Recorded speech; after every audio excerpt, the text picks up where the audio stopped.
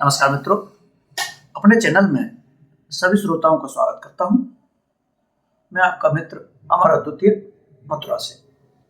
मित्रों, आज के प्रस्तुति का शीर्षक है कुसंस्कृति अर्थात बैड कल्चर के कचरे को अपने और अपने बच्चों के दिमाग से बाहर निकालो। मित्रों, अगर हमारे घर के अंदर और आसपास कचरा फैला हो, नालियां बजबजा रही हो, तो हम क्या करते हैं? हम उसे साफ करते हैं, जनप्रतिनिधियों को भेजते हैं कि नालियों की सफाई करवाएं, अन्यथा हम और हमारे बच्चे बीमार पड़ने लगते हैं। लेकिन आज पूरे देश में मोबाइल, सोशल मीडिया और टेलीविजन आदि के माध्यम से जो अमानवीय कचरा हमारे बच्चों के दिमागों में भरा जा रहा है, उसके बारे में क्या हमने कभी सोचा है? क्या हमने सोचा है कि यह कुसंस्कृति किस तरह हमारे बच्चों के अंदर संवेदनशीलता, जिज्ञासा, कल्पनाशीलता, रचनात्मकता, सामूहिकता, न्यायबोध और तर्कपरकता को विकसित होने से पहले ही उनके भीतर हिंसा, अकेलापन, स्वार्थपरता, अश्लीलता, अंधविश्वास आदि का जहर भर देता है। इसलिए अगर हम इस भयंकर स्थिति के बारे में गंभीरता से नहीं सोचते और जरूरी कदम नहीं उठाते, तो यह कुसंस्कृति हमारी वर्तमान पीढ़ी को तो बर्बाद कर ही रही है, लेकिन आने वाली पीढ़ियों को मानवीय संवेदना खत्म कर उन्हें अमानवीयता और बर्बरता के दलदल में धकेल देगी। रिपोर्टों के मुताबिक 12 साल की उम्र तक के 42% बच्चे टीवी, मोबाइल, टैबलेट आदि से हर दिन औसतन 3 से 4 घंटे चिपके रहते हैं। वहीं इससे ज्यादा उम्र के बच्चे दिन का 45 से 50% समय यानी लगभग 10 घंटे मोबाइल फोन की स्क्रीन देखकर बिताते हैं। सबसे कम उम्र में भारतीय बच्चों को मोबाइल मिल जाता है, ऐसा बहुत देशों में उपलब्ध नहीं है। लोकल सर्कल के एक सर्वे में पाया गया कि 55% बच्चों के माता पिता यह मानते हैं कि 9 से 13 साल के बच्चे पूरे दिन अपनी माँ का या फिर अपने पिता के मोबाइल का इस्तेमाल करते हैं। मोबाइल, टीवी, सोशल मीडिया पर बच्चे लगातार तरह तरह के हिंसक वीडियो गेम खेलते हैं, अश्लील, फूहड़, मारकाट के रील्स स्क्रॉल करते रहते हैं। टीवी पर आमतौर आने वाली ज्यादातर फिल्मों और धारावाहिकों में फूहड़ता, हिंसा, अवैज्ञानिकता, नशाखोरी, सांप्रदायिक उन्माद, अंधराष्ट्रवाद तथा अपराध और छेड़खानी का महिमा मंडन होता है। वहीं विज्ञापनों के जरिए भी लगातार जंक फूड की लत लगाने, गैर जरूरी सामानों की चाहत पैदा करने, गरीब विरोधी, स्त्री विरोधी, मूल्य आधारित प्रचार अंधाधुंध किया जाता है। अनेक क्षेत्रीय फिल्मों, गानों और दक्षिण भारत की बहुतेरी फिल्मों में तो भयानक फूहड़ता, अश्लीलता, अविश्वसनीय तरीके की मारधाड़ भरी रहती है।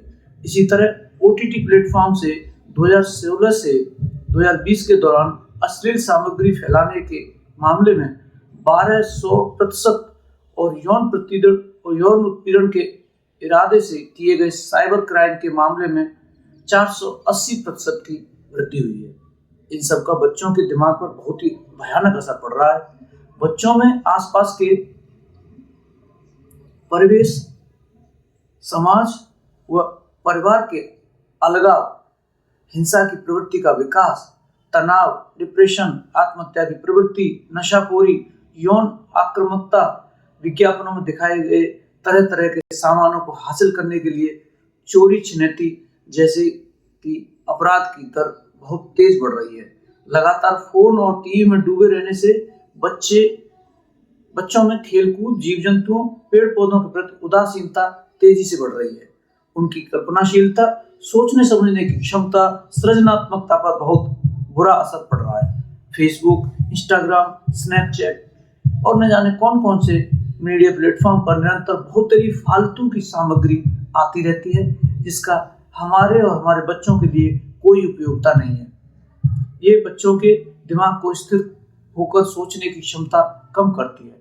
मोबाइल फोन के अधिक उपयोग से सूखी आंखें, कंप्यूटर विजन सिंड्रोम, अंगूठे और कलाई कलाई की कमजोरी, गर्दन में दर्द और कठोरता, स्पर्श संबंधी मतिभ्रम, नोमोफोबिया, असुरक्षा, भ्रम, अनिद्रा, चिड़चिड़ाहट, आंखों की रोशनी और याददाश्त कम होने, दिल से जुड़ी बीमारियां बच्चों में बढ़ रही हैं। फिल्मों में शराब, सिगरेट और फास्ट फूड का अधिक सेवन दिखाए जाने पर बच्चों पर बुरा असर पड़ रहा है। इस सब मामले में हम सब जानते हैं कि सरकारें कुछ नहीं कर रही हैं। हमको आपको ही कुछ कठोर निर्णय लेकर और व्यक्तिगत रूप से और सामूहिक रूप से कुछ न कुछ करना आवश्यक है। छोटे छोटे बच्चों में नशे की प्रवृत्ति बढ़ रही है। न्यू टाइम मोबिलिटी पोल के मुताबिक 84% लोग मोबाइल के बिना एक दिन भी नहीं रह सकते।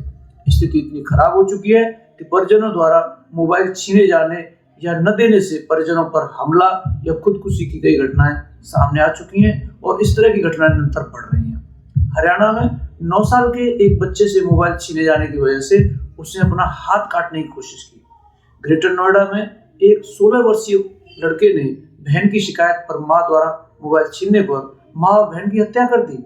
इस तरह की खबरें देश भर से लगातार आती रहती हैं। सूचना संचार क्रांति के बाद एक पीढ़ी इस तरह से मानसिक कचरे को लेकर बड़ी भी हो चुकी है।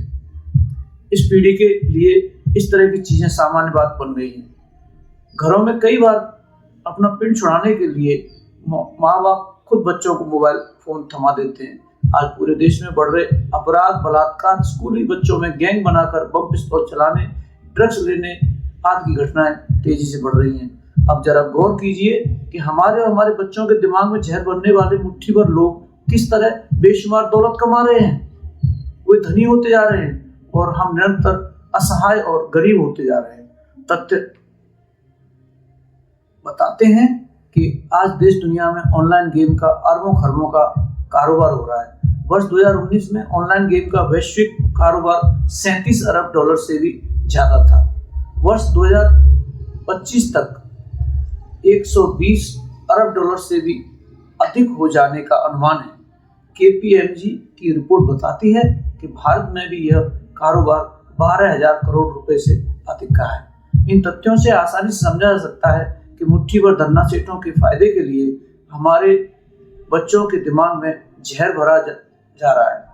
इससे होने वाली भयंकर परेशानियों से ज्यादातर परिजन चिंतित हैं, लेकिन उन्हें इसे रोकने का कोई उपाय नजर नहीं आता। लेकिन इसे रोकना ही होगा, अन्यथा आने वाले दिनों में चारों ओर भयानक स्थिति पैदा हो जाएगी। नौजवान भारत सभा इसे जैसे अनेक संगठन जनता को जागरूक करने और संगठित करने के लिए संकल्पबद्ध है। नागरिकों को न केवल अपने स्तर पर कड़ाई से इसे रोकना होगा, बल्कि सरकार पर दबाव डालना होगा। बच्चों के लिए इंटरनेट के इस्तेमाल पर बैन लगाया जाए। ऑस्ट्रेलिया सरकार ने 16 साल के बच्चों के लिए इंटरनेट के इस्तेमाल पर पूरी तरह से रोक लगा दी है। तो हमारे देश में यह क्यों नहीं हो सकता?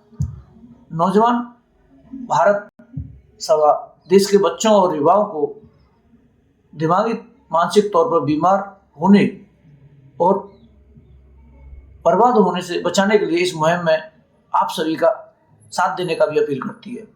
मित्रों, मैं किसी समूह या संगठन से ताल्लुक नहीं रखता, लेकिन जब से यह पोस्ट पड़ी है मुझे बहुत ही भयानक दृश्य भविष्य के बारे में, अपने नई पीढ़ी के बारे में प्रतीत हो रहा है। तो आप सभी इस तरह के अच्छे पोस्ट को शेयर भी करें ताकि लोगों तक ये जानकारी पहुंचे और लोग जागरूक हों।